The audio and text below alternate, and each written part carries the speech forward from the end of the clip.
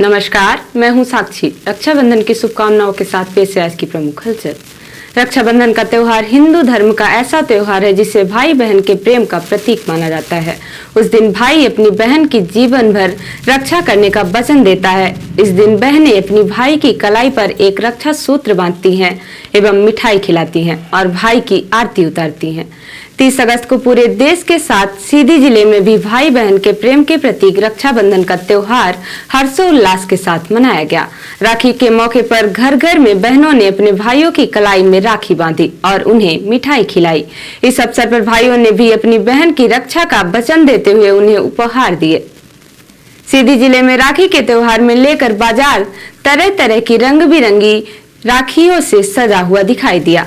राखी के एक दिन पूर्व से ही बहनों ने बाजारों में पहुंचकर भाइयों के लिए अपनी मनपसंद राखी खरीदी। दुकानदारों ने भी राखी के त्योहार के महत्व को देखते हुए तरह तरह की राखी की वैरायटी उपलब्ध कराई थी, जिनकी जमकर खरीदारी हुई।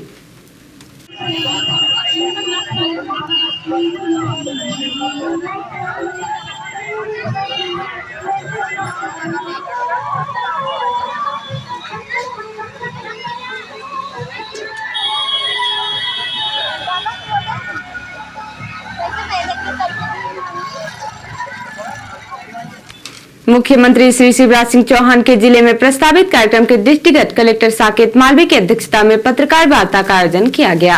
कलेक्टर ने बताया कि माननीय मुख्यमंत्री जी का 1 सितंबर 2023 को जिले में कार्यक्रम प्रस्तावित है। उसको दृष्टिगत रखते हुए सभी आवश्यक व्यवस्थाएं सुनिश्चित की जा रही हैं। कलेक्टर ने बताया कि माननीय मुख्यमंत्री जी 1 सितम्बर को सीधी में मेडिकल कॉलेज का भूमि पूजन करेंगे तथा सीधी शहर में जनदर्शन कार्यक्रम में सम्मिलित होंगे। इसके उपरांत सीधी खुर्द में हितग्राही सम्मेलन में सम्मिलित होकर पात्र हितग्राहियों को हित लाभ का वितरण करेंगे। तत्पश्चात रामपुर नैकिन में सिविल हॉस्पिटल का भूमि पूजन करेंगे। कार्यक्रम के दौरान अन्य योजनाओं के पात्र हितग्राहियों को लाभान्वित किया जाएगा। इसके साथ ही विकास कार्यों का भूमि पूजन एवं लोकार्पण भी किया जाएगा। कलेक्टर ने बताया कि कार्यक्रम के सुचारू संचालन के लिए सभी संबंधित विभागीय अधिकारियों को जिम्मेदारी सौंपी गई है। पत्रकार वार्ता में मुख्य कार्यपालन अधिकारी जिला पंचायत राहुल धोटे, उपखंड अधिकारी गोपद बनास नीलेश शर्मा, सहायक संचालक जनसंपर्क मुकेश मिश्रा सहित जिले के प्रिंट एवं इलेक्ट्रॉनिक मीडिया के प्रतिनिधि उपस्थित रहे। पत्रकार वार्ता के बाद कलेक्टर साकेत मालवी ने एनटीवी इंडिया न्यूज को मुख्यमंत्री के जिले में प्रस्तावित कार्यक्रमों की जानकारी दी। सर, जिले में सीएम साहब का दौरा प्रस्तावित है। सर, इस प्रस्तावित दौरे में क्या क्या कार्यक्रम होंगे सीएम साहब के? माननीय मुख्यमंत्री जी 1 सितंबर को सीधी जिले के प्रवास पे रहेंगे। मुख्य कार्यक्रम उनका है सीधी जिले में मेडिकल कॉलेज का भूमि पूजन और हितग्राही सम्मेलन, और रामपुर नैकिन में सिविल हॉस्पिटल जो 100 बेड का है उसका भूमि पूजन का कार्यक्रम। इसमें भूमि पूजन का कार्यक्रम रहेगा, जनदर्शन का कार्यक्रम रहेगा सीधी शहर मुख्यालय में, और सभा रहेगा, हितग्राही सम्मेलन रहेगा। मुख्य रूप से ये कार्यक्रम रहेंगे। ये जो अभी जो प्रस्तावित समय है, ये 12 बजे से ये कार्यक्रम आरंभ होगा और ये सभी 2-3 घंटे का कार्यक्रम रहेगा। इसमें मिनट टू मिनट जो अभी माननीय मुख्यमंत्री जी के कार्यालय से जैसे मिनट टू मिनट आ जाएगा तो ये फिर हम तैयारियाँ कभी पूर्ण होती नहीं है, ये लगातार प्रयास जारी हैं, ठीक है ना। और हम लोग बेहतर से बेहतर आप सभी के सहभागिता से और सीधी के नागरिकों के सहभागिता से हम बेहतर कार्यक्रम कर पाएंगे, क्योंकि मेडिकल कॉलेज क्षेत्र के लिए एक बड़ी सौगात है यहाँ के नागरिकों के लिए, और सभी लोग सभी प्रसन्न भी हैं। तो सभी आप सभी नागरिकगण, सभी यहाँ के जो विशिष्ट जन हैं, उन सभी को हम आग्रह भी कर रहे हैं सम्मिलित होने के लिए। औपचारिक रूप से भी उनको निमंत्रण भेज रहे हैं, और बाकी अन्य जो आवश्यक व्यवस्थाएँ हैं उसमें सभी पूरी टीम लगी हुई है। धन्यवाद।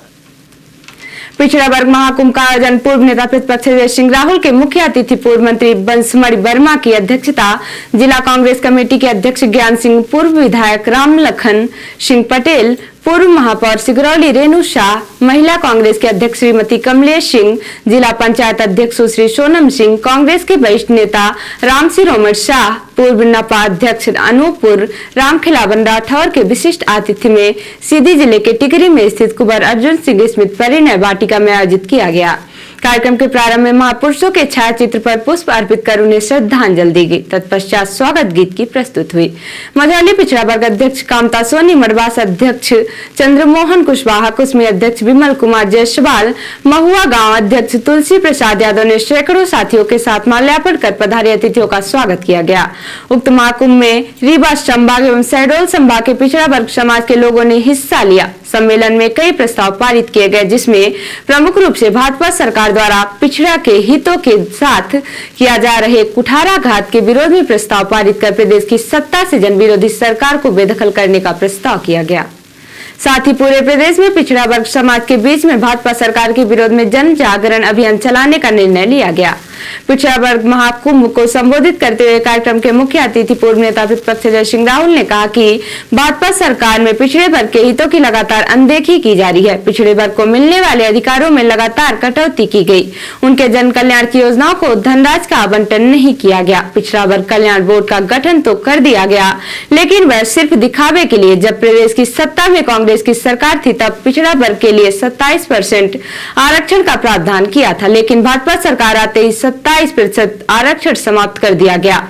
उन्होंने आगे कहा कि पिछड़ा वर्ग समाज अपने को ठगा हुआ महसूस कर रहा है। चुनाव नजदीक आने पर शिवराज सिंह और भाजपा सरकार लगातार झूठी पर झूठी घोषणाएं किए जा रहे हैं, लेकिन प्रदेश की जनता शिवराज सिंह को जानती है कि वह घोषणा मशीन है। पिछले 18 वर्षों में 30,000 से अधिक घोषणाएं वह कर चुके हैं, लेकिन उनकी की हुई घोषणाएं एक सैकड़ा भी आज तक पूरी नहीं हुई। आचार संहिता लगने वाली है। उन्हें मालूम है कि घोषणाएं करने के बाद उस पर अमल करने का समय नहीं है, लेकिन वह घोषणाएं किए जा रहे हैं और जनता को बरगलाने का काम कर रहे हैं। लेकिन प्रदेश की जनता अब उनके बहकावे में आने वाली नहीं है। वह अपना भला बुरा समझ चुकी है। खासकर पिछड़ा वर्ग समाज भाजपा सरकार की जन विरोधी नीतियों के खिलाफ एकजुट है और आने वाले विधानसभा चुनाव में भ्रष्ट और 50% कमीशन वाली भाजपा को प्रदेश की सत्ता से बेदखल करेगा। कार्यक्रम की अध्यक्षता कर रहे पूर्व मंत्री बंसमठ वर्मा ने भाजपा सरकार पर पिछड़ा वर्ग समाज की अनदेखी का सीधा आरोप लगाया। उन्होंने कहा कि पिछले 18 वर्षों में पिछड़ा वर्ग के जन कल्याण की योजनाओं को बंद कर दिया गया। पिछड़ा वर्ग के कल्याण के लिए प्रदेश में कोई योजना लागू नहीं है। पिछड़ा वर्ग समाज स्वयं को ठगा हुआ महसूस कर रहा है। आने वाले चुनाव में इसका खामियाजा शिवराज सिंह और उनकी भाजपा सरकार को भोगना पड़ेगा। पिछड़ा वर्ग महाकुंभ में बड़ी तादाद में पिछड़ा वर्ग समाज के प्रबुद्ध जन उपस्थित रहे। जिला मजिस्ट्रेट साकेत मालवी ने आदेश जारी कर जिले की लोक शांति व्यवस्था को बनाए रखने के लिए 2 अद्यतन अपराधियों को जिले की सीमा से निष्कासित किया है। जारी आदेशानुसार सलमान मंसूरी उर्फ कादिर पिता मोहम्मद रफीक मंसूरी उम्र 24 वर्ष निवासी पटेलपुर थाना कोतवाली सीधी एवं करण उर्फ गुड्डू सोनी पिता सूरज सोनी उम्र 23 वर्ष निवासी कोटहा थाना कोतवाली सीधी को 1-1 वर्ष की अवधि के लिए जिले से निष्कासित किया गया है। जारी आदेशानुसार उक्त व्यक्तियों को 48 घंटे के अंदर संपूर्ण सीधी जिला एवं सीधी जिले के चतुर्दिक सीमा से लगे जिला सिगरौली, रीवा, सतना एवं शहडोल जिले के राजस्व सीमाओं से निर्धारित किए गए समय की अवधि तक के लिए बाहर चले जाने एवं अपने आचरण में सुधार करने और बिना सक्षम आदेश प्राप्त किए उक्त अवधि में उपरोक्त जिलों की सीमाओं के अंदर प्रवेश नहीं करने के लिए आदेशित किया गया है। इस आदेश का उल्लंघन करने पर मध्य प्रदेश राज्य सुरक्षा अधिनियम 1990 की धारा 14 के अंतर्गत कार्यवाही की जाएगी। सीधी जिले में व्याप्त विद्युत समस्याएं, जले हुए ट्रांसफार्मर का न बदलना, बढ़े हुए विद्युत के बिल आना, बिजली की पर्याप्त उपलब्धता न होना जैसी समस्याओं को लेकर 3 सितंबर को समाजवादी पार्टी सीधी शहडोल रोड में चक्का जाम करने जा रही है। चक्का जाम के संबंध में समाजवादी पार्टी के प्रदेश सचिव राम प्रताप यादव ने मीडिया को जानकारी देते हुए कहा कि विधायकों की कृपा वाले क्षेत्र में जले हुए ट्रांसफार्मर दूसरे दिन बदल जाते हैं, लेकिन आम गरीब जनता के गाँव के जले ट्रांसफार्मर को बदलने में महीने लग जाते हैं। इन्हीं सब समस्याओं को लेकर समाजवादी पार्टी 3 सितंबर को सीधी शहडोल रोड में चक्का जाम करने जा रही है और जिसकी सूचना बकायदा जिले के कलेक्टर और पुलिस अधीक्षक को दे दी गई है।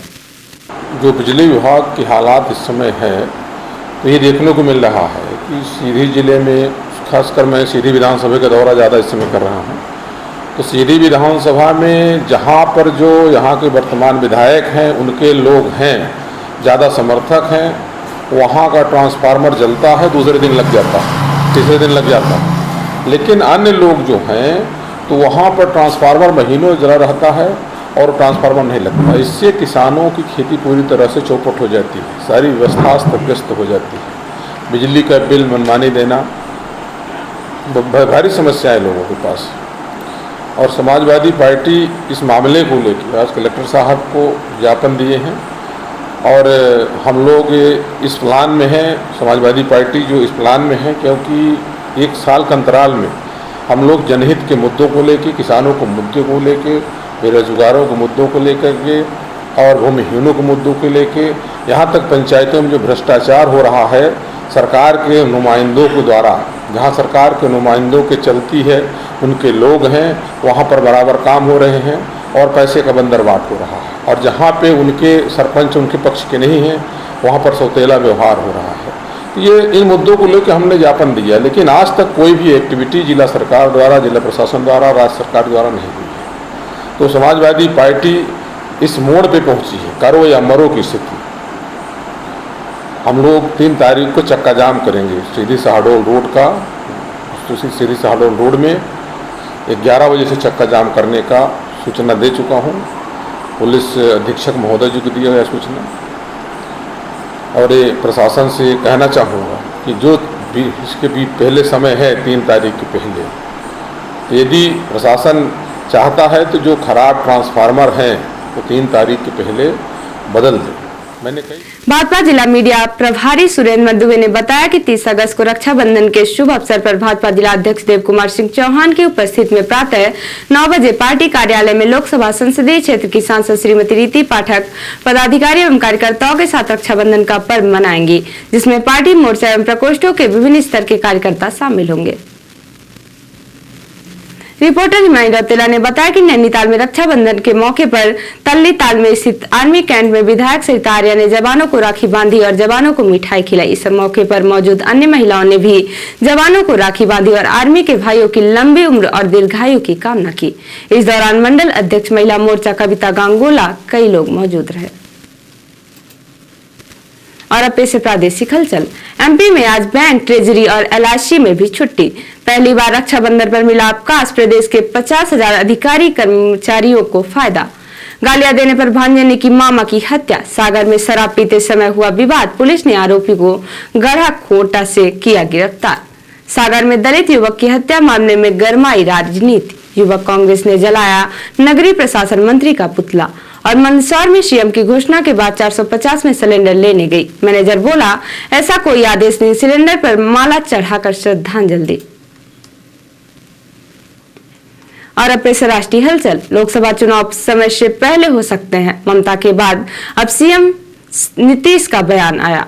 चीन ने अरुणाचल अक्साई चीन को अपना हिस्सा बताया। जयशंकर बोले चाइना की पुरानी आदत। चीनी राष्ट्रपति जिनपिंग G20 के लिए भारत आ सकते हैं। नई दिल्ली में होटल बुकिंग की खबर। और लोकसभा चुनाव से पहले गुजरात सरकार का बड़ा फैसला। स्थानीय निकाय चुनावों में लागू किया 27% ओबीसी आरक्षण। तो ये थी आज की प्रमुख हलचल। नमस्कार।